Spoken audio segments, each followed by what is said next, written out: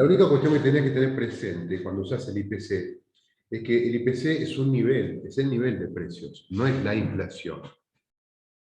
Cuando vos calculás el IPC para un año, estás viendo cuánto te costó la cesta en ese año, comparado con cuánto te costaba la cesta en el año base. Pero es un índice de precio, es el nivel de precio. Cuando vos querés ver la tasa de inflación, bueno, lo que querés ver es la variación del IPC expresada en porcentaje. Eso es la tasa de inflación. Entonces, si yo tengo que el IPC en un año determinado es 1,086 y en el otro año, que por azares en ejemplo coincide con el año base, es 1, la tasa de inflación es 1,086 menos 1 dividido 1. Ahí te da 0,086, o sea, 8,6%. Cuando querés ponerlo en porcentaje, lo multiplicas por 100. Entonces, y en general, cuando vos querés calcular la tasa de inflación para dos periodos consecutivos o dos periodos de tiempo, lo que haces es hacer el IPC en el periodo 1, por llamar de alguna manera el periodo actual o reciente, menos el IPC en el año de contraste que vas a comparar, dividido el IPC en el año 0. Fíjate que si yo dividiera estos dos términos que están restando por este número, o sea, si se aplicara la propiedad distributiva de la división, me quedaría el IPC en el año 1 dividido el IPC en el año 0, menos el IPC en el año 0 dividido el IPC en el año 0. Pero el segundo cociente, ¿cuánto me da?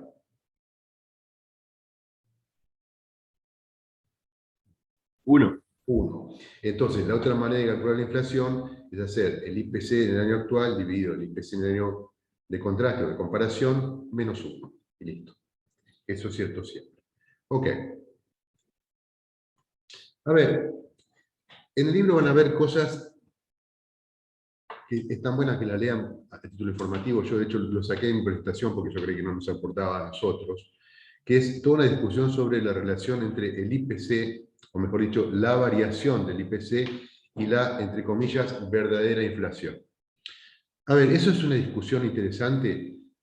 Voy a usar un poco un tema que está todavía en los medios por responsabilidad de la ministra Frederick. Eso es una discusión interesante en Suiza, pero no en Argentina, porque es una discusión sobre si el IPC, suponete, el ejemplo que van a ver en el libro es de Estados Unidos en la década de los 80, 90, durante la presidencia de Bush padre. Si el IPC en Estados Unidos medía o no medía el cambio correcto del nivel general de precios que enfrentaban los hogares, porque si no lo medía, ajustar las cantidades nominales, las jubilaciones, ponele, por el IPC generaba un daño patrimonial al Estado. Bueno, nada, a ver, es una discusión para otro planeta, o sea, un planeta de inflación anual del 5, del 8%, nosotros tenemos un 50% de inflación. Entonces, digo, léanlo porque es interesante, es parte de tu cultura económica, pero déjenme comentarles algunas cosas sobre la inflación argentina, que es nuestro problema con la inflación, que es de otro orden, hace muchos años. A ver, hacia fines del 2019, como dice ahí en mis notas, Argentina tuvo 53,8% de inflación. 2019 fue el último año de la presidencia de Macri, de Mauricio Macri. Los argentinos que vienen bastante, bueno, más si son un poco grandes como yo, venís bastante medio como curtido con el tema de la inflación. O sea, Argentina tuvo, para darles un ejemplo, a los que son más chicos, probablemente no se deben acordar, es algo que se hayan contado sus padres, tuvo inflaciones anuales por encima del 3000%, para darles un ejemplo. Pero hacía mucho que no nos pasaba algo parecido. De hecho, desde la salida de la convertibilidad, que era el régimen monetario que hubo en la Argentina entre 1991 y 2001, donde la devaluación que precedió la salida de la convertibilidad generó un pico de inflación, Argentina no conocía inflaciones tan altas. Tenía inflaciones más altas que los vecinos, pero no tenía tan altas. 53,8 fue como un montonazo de inflación, y eso medio como que le jugó la última carta en contra al tipo en la presidencia. No pudo con eso, que era una de sus promesas de campaña de bajar la inflación. Ahora, fíjate, la inflación argentina bajó un poco cuando comenzó el nuevo gobierno. En parte tuvo mucho que ver, esencialmente tuvo mucho que ver con la desgraciada experiencia de la pandemia global y de las restricciones a la movilidad de las personas y por lo tanto la actividad económica. Eso hizo que descendiera al 30 y pico por ciento en el año 2020. Pero como ustedes acaban de ver recién, yo acá no lo puse en media diapositiva, pero ustedes lo acaban de ver, hoy estamos de nuevo en una inflación más o menos del 50-52% por ahí, y quién sabe cómo va a terminar el año. Por lo pronto, la interanual de julio ya era del 50, algo por ciento, lo vimos recién. Es decir, ahí hay un problemita de alta inflación. Entonces, a ver, ahí les muestro un poco qué ha estado pasando con la inflación en nuestro vecindario, no en Estados Unidos, no en Europa, que es una economía poco comparable con la nuestra, pero qué ha estado pasando en América Latina, excluyendo Argentina y Venezuela con el índice de precios. Esto que vos ves acá en una barrita celeste es el IPC de la región, donde obviamente está el ponderado el IPC de cada país por el peso que cada país juega, desde 2016 para acá. Como ustedes ven, no hay un proceso inflacionario en la región. Dejemos de lado lo demás, porque lo demás son como las aperturas del índice. Enfóquense en las barritas de celeste. O sea, lo que hay en realidad es un proceso de deflación en la región, o sea, bastante visible. Es decir, Argentina tiene un problema, y Venezuela también, pero Venezuela es el problema de venezolanos en todo caso, pero Argentina tiene un problema que no tienen los países de la región. O sea que ahí tenemos un temita hace mucho tiempo que no resolvemos. A ver, este es un ejercicio que también les voy a dejar para que hagan en casa, pero que tiene que ver con un tema súper importante en un curso como este. ¿Cuál es el problema fundamental de la inflación? Bueno, tiene un montón de problemas de inflación que ahora se les voy a contar, pero tiene un aspecto fundamental, que es que muchas veces la gente confunde el nivel general de precios, o sea, lo que llamamos la inflación, la variación del nivel general de precios, con los precios de algún grupo o tipo de bienes. Ustedes deben haber escuchado hablar alguna vez a la mamá o a alguien de la familia decir cosas del estilo, mira, no se puede más con el aumento de los precios, no sabés lo que aumentaron los tomates. A ver, cuando aumentan los tomates, que puede ser una desgracia si te gusta comer tomate o ensalada, yo soy un habitué de ese lugar del mundo, pero eso es un precio de un bien, no es la inflación. Es decir, independientemente de que Argentina tenga un problema con la inflación, si yo tomara como indicador del nivel general de precios el precio del tomate, probablemente llegaría a conclusiones erróneas. Porque los tomates, di ese ejemplo porque es muy común, suelen exhibir un comportamiento estacional con una gran variabilidad en los precios y que no siempre tiene que ver con la conducta a nivel general de precios. Es decir, hay una cosa que son el nivel general de precios y hay otra cosa que son los precios relativos de la economía. Entonces, este ejercicio que yo les pongo en pantalla es para que ustedes después en casa experimenten un poquito con esa idea, con la idea del nivel general de precios y las variaciones de los precios relativos, que en este caso son los precios del petróleo. Y lo que les pido que miren, en el ejercicio está aquí en la diapositiva, después lo van a poder ver, es la relación que puede existir entre la variación del nivel general de precios y los reacomodamientos del precio relativo de un bien o un conjunto de bienes. No son lo mismo. Ahora, ¿por qué es importante esto? Porque, a ver, así como una persona puede confundir el precio de los tomates con el nivel general de precios, muchos agentes de la economía pueden confundir su precio relativo, el del bien que quieren vender en el mercado, el del bien en cuya industria se desempeñan, mi salario por el cual yo estoy dispuesto a trabajar más o trabajar menos, confundir el precio relativo con el nivel general de precios. Suponete que yo confundo, soy profesor de tenis, para darte un ejemplo, y de pronto yo creo que aumentó mucho lo que la gente está dispuesto a pagar por mis horas de profesor de tenis, cuando en realidad lo que pasó es que mi salario como profesor de tenis está moviéndose rápidamente porque el nivel general de precios se está moviendo rápidamente y yo no me doy cuenta de eso. No me doy cuenta, entre otras cosas, porque la inflación es muy errática y variable. Entonces, si eso ocurre, probablemente la gente tenga una gran dificultad para distinguir qué es el nivel general de precios y qué es como algo distinto al nivel general de precios, su precio relativo, y eso conduzca a mala asignación del tiempo en la economía, de las empresas, de los trabajadores, de los profesores de tenis, etcétera, etcétera. Por eso es súper importante. A ver, desde el punto de vista macroeconómico, los precios son como una gran computadora de la economía, un gran sistema informacional. ¿Sí? Un sistema por el cual la gente más o menos puede orientarse en términos de saber cuánto trabajar, cuánto ahorrar, cuánto consumir, si tomar préstamo, si no tomarlo, si invertir en bienes de capital en una firma, si postergarlo para otro momento. Entonces, no poder establecer con claridad el nivel general de precios, los precios relativos, hace que ese sistema de información funcione deficientemente. Es como si fuera un sistema de transmisión de señales donde el ruido es más importante que la señal. Una radio donde vos querés escuchar algo y el nivel de ruido de interferencia es más fuerte que la información que vos querés escuchar en la radio. Bueno, eso es una característica que suele ser un problema propio de los países que tienen inflación muy alta y errática. Y Argentina es habitualmente el caso. Bueno, después hay un montón de problemas con la inflación que tienen que ver con las transferencias no buscadas de ingresos. Suponete que vos alquilás un departamento en la ciudad de Buenos Aires. Entonces te tenés que poner de acuerdo con la persona que te arrienda el departamento. Y obviamente en un contrato de alquiler hay una previsión de inflación. O sea, está explicitado en la forma de algún escalonamiento de pagos, por el cual se dice, qué sé yo,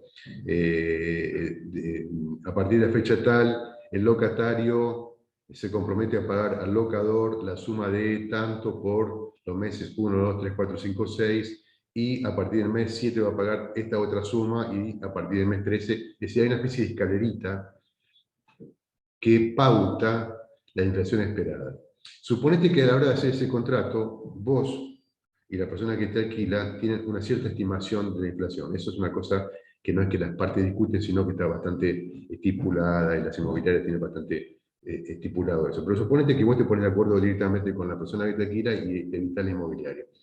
Entonces, suponete que se equivocan los dos y ambos creen y acuerdan, porque ambos creen, que la inflación va a ser del 20%.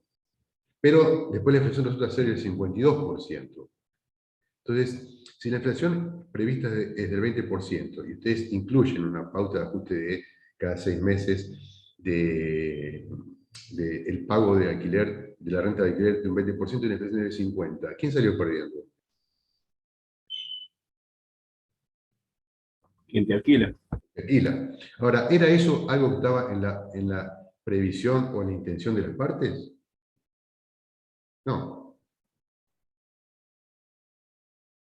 Por eso No, no, se confunden por la mala previsión claro, oficial, digamos. por la mala previsión que hacen de lo que va a pasar. Suponete que hacen un contrato de alquiler que supone un ajuste del 40% del nivel general de precios y por lo tanto un aumento del 40% del precio del alquiler. Y sin embargo la inflación es del 20%. ¿Quién se ve perjudicado? ¿Quién se ve beneficiado? Y quien alquila en ese caso. Aquí. Entonces, lo que genera la inflación es una transferencia de renta no buscada en la economía, y no tiene ningún sentido, porque no es que estás remunerando un factor que es más productivo o estimulando una actividad, sino que hubo un error de previsión que hace que la gente esté transfiriendo rentas de un agente a otro, y es algo que hace que la economía funcione menos eficientemente, o por lo menos eficientemente en términos de lo que los economistas entendemos por eficiencia. Después están las distorsiones que genera el sistema tributario. A ver, no les voy a contar el caso de Estados Unidos, que es de lo que habla el libro, porque es muy distinto cómo funciona el sistema tributario allá, pero en Argentina típicamente todos los compromisos tributarios están previstos en magnitudes nominales. Y por lo tanto, como no hay ajuste por inflación, lo que ocurre es que un ingreso taxable, que es el que vos cobrabas, rápidamente entra dentro del radar de la taxabilidad de la AFIP. Bueno, ahora está todo en discusión, todo eso, como ustedes sabrán, pero en general Argentina lo que hace es pasar de cobrar impuestos ridículos a la gente que cobra poco a directamente no cobrarle nada. O sea, una cosa que tampoco tiene mucho sentido. Pero digo, en un país donde no hay una clara previsión de la inflación en el sistema tributario, eso produce deslizamiento tributario, que es que la gente automáticamente pase de categoría, como si ganara mucho más en términos reales, pero si vos ajustaras su ingreso por inflación, o sea, deflactaras su ingreso, verías que lo que estás haciendo es cobrarle la cantidad de pesos que cobra sin que esa persona en términos reales sea más rica a lo largo del tiempo. Entonces eso genera deslizamientos tributarios y por lo tanto también genera una mala asignación de los recursos. Bueno, la inflación también genera costos en suela de zapatos, como se suele decir, o como me gusta llamarlo a mí, costos de transacción. Si hay mucha inflación, probablemente la gente dedique más tiempo necesario a las cuestiones ligadas a la gestión del efectivo, las empresas, por ejemplo, que a las actividades de producción y a las actividades económicamente valiosas.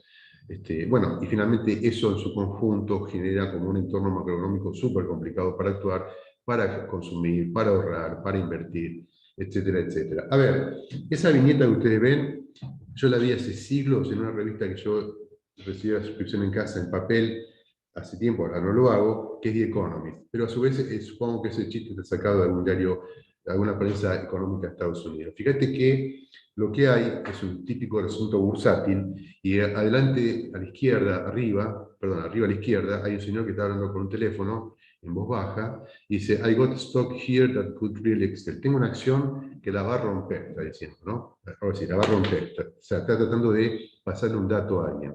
Entonces, el que está al lado presta la oreja y dice, real Excel, o sea, realmente la va a romper. Entonces empiezan a decir Excel, Excel, y de pronto, ¿qué pasa acá en la cadena de la comunicación de las novedades? Hay que me cuente. Como un teléfono descompuesto. Claro, Como un teléfono cortado. con un teléfono descompuesto. Entonces alguien dice, entendió mal y dijo, sell. Y empiezan a gritar desaforados, vender, vender, vender, vender. Acá hay gente que está sacada, fuera de quicio, ¿viste? Entonces está todos gritando, y acá abajo hay un señor que dice, esto es una locura. I can't take it anymore, no puedo soportar más. Chao, goodbye. Goodbye, pregunta otro. Y un tipo dice, bye. Y de nuevo el teléfono descompuesto y toda la excitación por vender, vender, vender. Hasta que al final de todo, donde dice vender, hay un señor chiquitito a la derecha y dice, I got stock here. Bueno, hay otra vez la historia. A ver, eso es un chiste sobre la burbuja financiera, sobre Wall Street, sobre el comportamiento tipo manada. Eso ocurre. Hay miles de películas, ustedes deben haber visto en el cine, bueno, sobre este tema. Pero en la vida cotidiana, sin ir al mundo de la bolsa, todos esperamos que el sistema de precios se comporte como un teléfono no descompuesto. El problema es que la inflación le genera al sistema de precios, como mecanismo informacional, algo parecido a lo que el teléfono descompuesto le genera al mundo bursátil. Y eso es la razón por la cual la inflación es un problema macroeconómico muy importante. Bueno, como para ir terminando mi conversación con ustedes hoy, hay otro tipo de fenómenos que son importantes, o por lo menos son importantes para nosotros en Argentina, que son aquellos episodios donde la inflación es demasiado alta, donde no solamente es alta y errática como es hoy, sino que es tan alta que literalmente vos no tenés más moneda. Bueno, Argentina pasó alguna vez por esos episodios, y uno que es especialmente muy, muy recordado por todos los argentinos de cierta edad, como le dije, fue a mediados de los años 80, fin de los años 80, en la transición entre la primera y la segunda presidencia de la vuelta a la democracia, la tasa de inflación anual llegó a superar el 3000% en un año. Entonces eso es una hiperinflación. Cuando eso te pasa, directamente lo que no ocurre es que tu economía tiene un problema fiscal tan enorme que aunque vos querés financiarte con emisión, ya la emisión te genera un problema todavía más grande que el problema que querés resolver. Esas situaciones terminan finalmente con la reforma fiscal y un cambio de signo monetario. Para que ustedes tengan una idea, la Argentina, entre más o menos 1975 y 1991, aumentó 10 billones de veces el nivel del IPC. 10 billones de veces. Cuando yo nací en el año 62, había un signo monetario que se llamaba el peso moneda nacional. El peso moneda nacional, ¿saben en qué presidencia se puso en circulación? ¿Alguno tiene idea? Me suena que es después del peronismo, pero no estoy seguro, porque antes estaba el peso ley, no sé cuánto, creo. Bueno, el peso ley fue después del peronismo, pero el peso moneda nacional era de la época del presidente Julio Argentino Roca. Ahí va, sí. O sea, fue la primera moneda de circulación en todo el país. Antes había monedas, viste, que circulaban en algunas provincias, o sea, que tienen una circulación parcial. La primera moneda unificada de la Argentina fue el peso ley, perdón, el peso moneda nacional. Ok, probablemente cuando yo nací, esa era una moneda bastante depreciada con el paso del tiempo, pero todavía era la moneda de circulación, tenía unos cuantos ceros, pero era la moneda de circulación.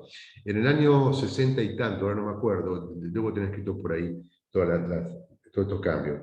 Durante el gobierno de, creo que era el general Onganía, creo que era el general Onganía, pero no estoy seguro, Onganía o Levington, no me acuerdo, se cambió el peso moneda nacional por el peso ley, obviamente le quitaron un montón de ceros. Bueno, en 1983, yo ahí tenía 21 años,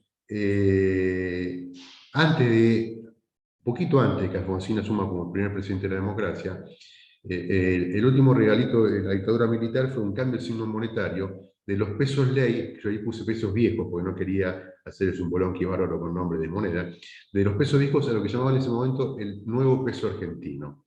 Bueno, para hacerlo se les quitó a los pesos ley 4 ceros. 4 ceros. Solo 4 años después, durante la presidencia de Alfonsín, hubo otro cambio del signo monetario que cambió a los pesos argentinos o nuevos pesos argentinos por el austral y se sacaron 3 ceros. Y en el año 1991 hubo otra reforma monetaria que hizo dos cosas. Primero, decretó la paridad entre 10.000 australes y un dólar norteamericano. Y después le quitaron 4 ceros al austral y ahí nació el nuevo peso convertible, que es el que todavía está en circulación, aunque obviamente no es convertible hace mucho tiempo. Digo, para que tengan una idea del problema tremendo que tenemos con eso. Bueno, ahí les dejo unas notas que están en el libro también sobre algunas estimaciones de los problemas que las hiperinflaciones generan en los países. Ahí lo que hicieron los economistas fue tratar de entender, a ver, el desempeño económico real, ese desempeño que nos importa como cientistas sociales, empleo, crecimiento, ingresos, etcétera, etcétera, en países que tuvieron y países que no tuvieron hiperinflación. Después mírenlo porque es interesante así para parte de la perspectiva global sobre la cosa.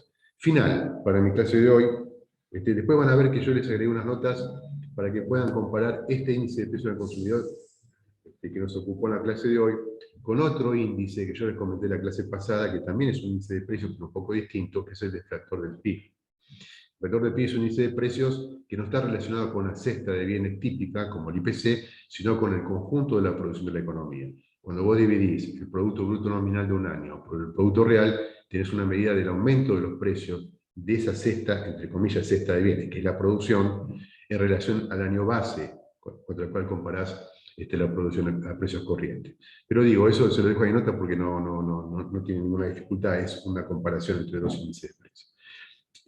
A ver, una cuestión importante, importantísima antes de terminar, es que hay una magnitud muy importante de la economía, de todas las economías, no de la nuestra, en general de todas las economías donde la gente tiene que tomar decisiones sobre cómo conservar la riqueza, su ingreso, su dinero, que es la tasa de interés. La tasa de interés, vos sabés, es el rendimiento que vos obtenés por un activo. Suponete que vos tenés una cantidad de dinero, no la vas a usar y entonces te haces un plazo fijo. Bueno, si vos mirás cuánto te devuelve al final del plazo fijo, cuánto dinero te devuelve por encima del dinero que vos depositaste, y dividís ese dinero por el dinero que vos depositaste, tenés una medida de rendimiento de esa inversión, a la que llamamos tasa de interés y latina minúscula, o tipo de interés nominal. Ahora, ¿cuál es el problema con el tipo de interés nominal? Bueno, el problema es que el tipo de interés nominal te dice cuánto rinde tu activo en términos nominales, cuánto te van a devolver al final de un periodo de tiempo de dinero en más del que vos depositaste. Pero vos no sabés cuánto más podés comprar con ese dinero, porque entre el momento que vos depositás y el momento que vos recuperás tu inversión, típicamente cada billete de un peso que te van a devolver, o de 100 pesos o de 1.000 pesos, está expuesto a un deterioro de poder de compra como consecuencia de la inflación.